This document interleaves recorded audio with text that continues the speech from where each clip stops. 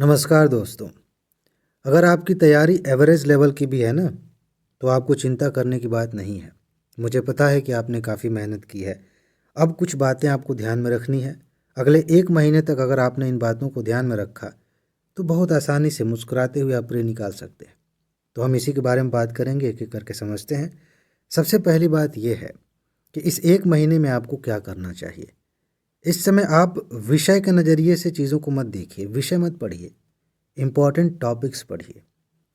आपने जहाँ से भी पढ़ा है, मान लेते हैं आपने पॉलिटी पढ़ा है लक्ष्मीकांत से, तो सारे टॉपिक्स महत्वपूर्ण नहीं है, पूरा विषय महत्वपूर्ण नहीं है। हाँ, ये ज़रूर है कि आपने सब पढ़ लिया है, एक कहानी एक पिक्चर दिमाग में बन गई है, वो ज़रूरी भी है। लेकिन अभी एग्ज़ाम सामने है, इस समय आप शुरू से लेकर अंत तक रिवीजन करने की स्ट्रेटजी अपनाएंगे तो कुछ खास नहीं कर पाएंगे। आप किसी भी विषय को विषय के रूप में देखना बंद कीजिए इस समय, और उस विषय के महत्वपूर्ण टॉपिक्स को देखना शुरू करिए। कैसे देखेंगे? मान लीजिए कि आपका शेड्यूल ऐसा है कि अभी आप इस वीडियो को देखने के बाद इतिहास पढ़ेंगे, इतिहास में भी थोड़ा और स्पेसिफिक हो जाते हैं, मॉडर्न हिस्ट्री पढ़ेंगे। ठीक है, तो मॉडर्न हिस्ट्री की नोट लेते समय अगर आपके पास पीडीएफ नोट है या कोई किताब है या कोई आपकी खुद की नोट है, उसको खोलने से पहले आप ये देखिए कि इस मॉडर्न हिस्ट्री में सबसे ज़्यादा इम्पोर्टेंट टॉपिक कौन सा है। आप जानते हैं टॉप 10 के नाम से भी मैंने सीरीज़ चलाई है, टॉप 300 की सीरीज़ चल ही रही है, वहाँ से भी आप टॉपिक्स ले सकते हैं।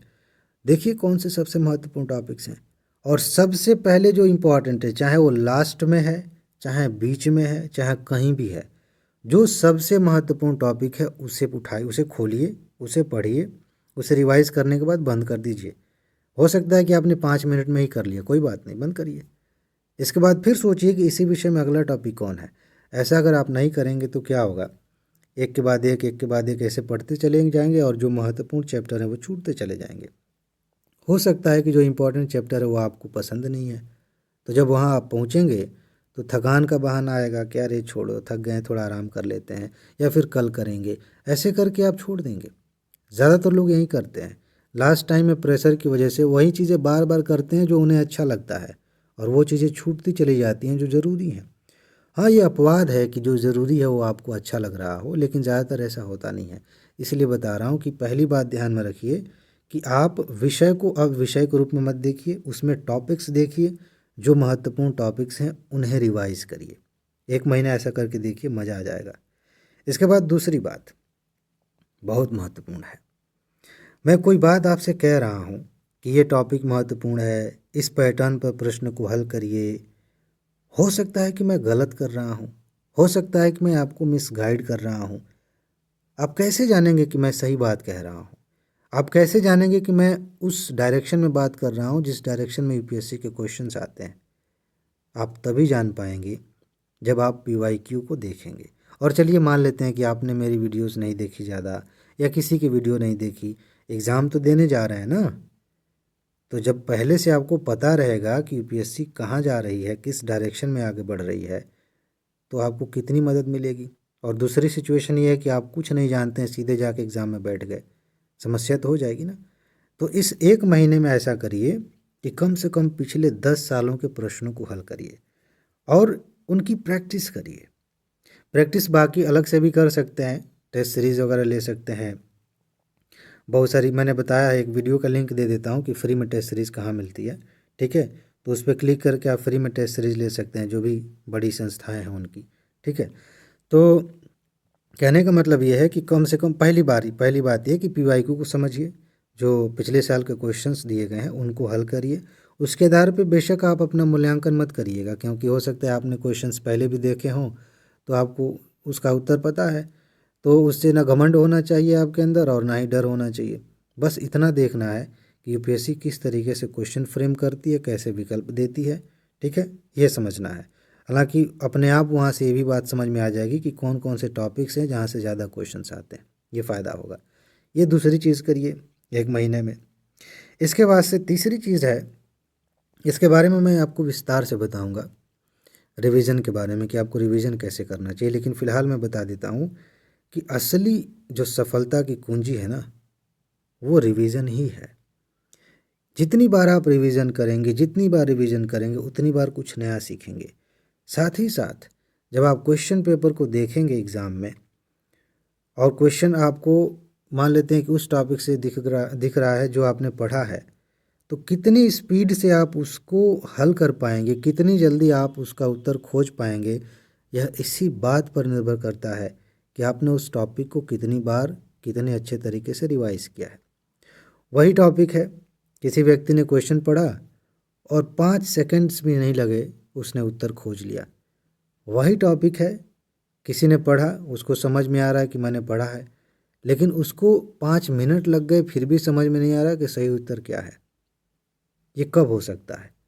ये तभी हो सकता है जब या तो उसने उसके बारे में कुछ पढ़ा ही नहीं, ऐसा सेंटेंस है जो बिल्कुल नहीं पढ़ा है, या फिर ऐसा है पढ़ा तो है लेकिन अच्छे से रिवाइज नहीं किया। जो आपके हाथ में है वो यही है कि आप जितनी बार रिवाइज करेंगे उतना मज़ा आएगा, एग्ज़ाम में आपका समय बचेगा, आप जल्दी जल्दी प्रश्नों को हल कर पाएंगे, गलतियाँ कम होंगी। ठीक है, तो आप जितना हो सकता है उतना रिवीजन कीजिए। इसके बाद एक मज़ेदार चीज़ मैं आपको बता रहा हूँ। क्या होता है कि जब एग्ज़ाम करीब होता है ना, तो हमें से बहुत सारे लोग हड़बड़ाहट में नियम बहुत बनाते हैं कि अब मैं इतने घंटे पढ़ूंगा या पढ़ूंगी, इतने बजे सोना है, इतने बजे उठना है, किसी से बात नहीं करनी है, यहाँ नहीं जाना है वो। अरे भाई, एग्ज़ाम है सामने, उसको क्वालिफाई करने के लिए पढ़ाई करनी चाहिए तो पढ़ाई करिए, रिवीजन करना चाहिए तो रिवीजन करिए, प्रैक्टिस करनी चाहिए तो प्रैक्टिस करिए। ये नियम बनाने की क्या ज़रूरत है? ये नियम बनाना ना एक लक्षण है। ध्यान से समझिए, अगर आपके अंदर ये प्रवृत्ति ज़्यादा तेज हो रही है तो समझ जाइए कि पढ़ाई से भागने के लिए आपका मन किसी और काम में उलझा रहा है। 4 घंटे विस्तार से सोचेंगे कि ऐसा कर देंगे तो ये हो जाएगा, वैसा कर देंगे तो हो जाएगा, और बहुत मज़ा आएगा। लगेगा कि मुझसे ज़्यादा इस दुनिया में कोई भी स्मार्ट इंसान नहीं है जो इतना बढ़िया नियम बना सकता है। 4 घंटे सोचे, दिन भर सोचे, अगले दिन जब काम करने की बारी आई तो दोपहर तक 11 बजे तक करेंगे काम। उसके बाद से कोई ना कोई कमी दिख जाएगी उसमें, फिर निराशा होगी थोड़ी देर, फिर खुद को समझाएंगे कि नहीं, नियम में ही कुछ गड़बड़ थी, ये बात जोड़ते हैं, ऐसा करते हैं। ध्यान से देखेंगे ना तो आप साल भर में कुछ ही 2-3 नियम रिपीट करते रहते हैं। वही बात है, कुछ दिन बाद आप भूल जाएंगे, फिर वही पुरानी बात कहेंगे कि ऐसे पढ़ना चाहिए, फिर भूल जाएंगे, फिर ऐसे वही चीज़ें रिपीट करते रहते हैं। तो इस चक्कर में कम से कम अभी तो मत पढ़िए, अभी नहीं। आप सिर्फ इतना समझिए कि जब नींद आ जाएगी तो सो जाएंगे, जब भूख लग जाएगी तो खाना खा लेंगे, जब नहाने का मन होगा नहा लेंगे, पढ़ाई करनी है पढ़ाई करेंगे। सब कुछ सिंपल रखिए, एकदम सिंपल रखिए, इसमें कोई कॉम्प्लिकेशन नहीं, कोई रूल नहीं, कुछ नहीं। तब देखिए आपकी तैयारी अच्छी होगी, आप अच्छे से पढ़ पाएंगे, आपके पास फिर ज़्यादा समय रहेगा पढ़ाई करने के लिए। फालतू की चीज़ें सोचेंगे, समय ख़राब हो जाएगा, प्रेशर में आ जाएंगे, पढ़ाई ख़राब हो जाएगी, और इसका रिजल्ट क्या होगा वो रिजल्ट के बाद पता चल जाएगा। इसीलिए पहले बता रहा हूँ कि इस समय नियम बनाने की कोई ज़रूरत नहीं, सिर्फ एक नियम है कि आप अपनी तैयारी करिए, बाकी चीज़ें अपने आप गायब हो जाएंगी। ठीक है, घंटा उंटा नहीं देखना कि कितने घंटे पढ़ना है, जितना मन करे उतना पढ़ेंगे, थकान हो गई थोड़ी रुक जाएंगे, आराम कर लेंगे, फिर पढ़ेंगे। ठीक, इसी से संबंधित एक पांचवी बात है जो आपको विशेष रूप से ध्यान रखनी है एग्ज़ाम के टाइम पर। एक तो दोस्तों के मन में स्वाभाविक हो गया है कि प्रेशर बहुत रहता है, ठीक है, टेंशन है पढ़ाई का, घर वालों की उम्मीदें हैं, सपने हैं, बहुत कुछ है, वो है। और दूसरी चीज़, ज़्यादा समय तक पढ़ाई करते हैं। इन दो चीज़ों की वजह से कई बार ऐसा होता है कि हेल्थ इग्नोर हो जाता है। जिस चीज़ से हमें एग्ज़ाम देना है, ये शरीर, ये मन, जब वो कमज़ोर हो जाएगा तो हम कैसे काम करेंगे? जैसे मान लीजिए साइकिल की रेस है और चैन में जंग लग गई है, साइकिल पंक्चर हो गई है, कैसे रेस जीतेंगे? वैसे ही है, अगर एग्ज़ाम है, पेट खराब हो गया है, गैस बनने की शुरू हो गई है, या इसी तरह से एक तरह से कहें कि वीकनेस हो रही है, बैठ के उठने पर चक्कर आने लगता है, ऐसी समस्याएं अगर हो रही हैं तो समझ जाइए कि ये एग्ज़ाम देने के लायक शरीर अभी नहीं है, ये नुकसान पहुंचाएगा, दिमाग अच्छे से काम नहीं करेगा।